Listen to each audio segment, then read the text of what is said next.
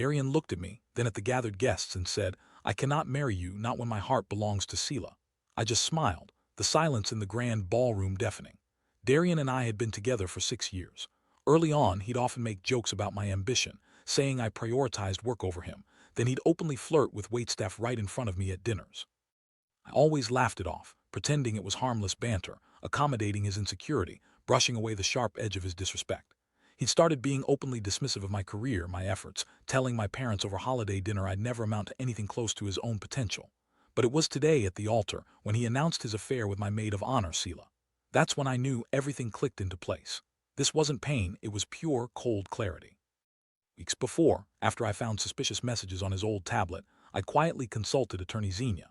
She advised me to gather every piece of evidence: texts proving his affair with Sela dating back months, screenshots of his secret Venmo transfers of $3,000 to her, even camera footage from the venue showing them holding hands during our final walkthrough.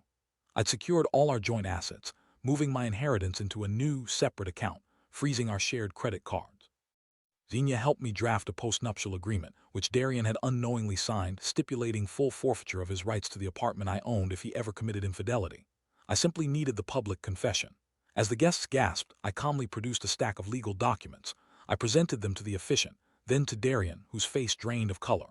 I said, "The apartment is no longer yours, Darian. Every asset you believed was ours is now mine." He stammered, demanding to know how. I then pointed to the giant screen above the altar, where our wedding montage was supposed to play.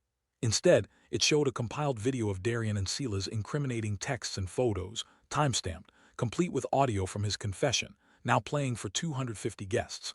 The annulment was finalized quickly. Darian lost his job at the tech startup when the board saw the public spectacle and evidence of his unethical behavior, considering he was our head of PR. He moved back into his parents' small condo 1,000 miles away. Sela, abandoned by Darian almost immediately, lost her own job and moved out of state. I kept my beautiful apartment, paid for in cash by my family years ago, and my career took off, unburdened. The last I heard, Darian owes me $50,000 for liquidated damages as per the agreement. Guess some people really don't want to work hard for anything they claim is theirs.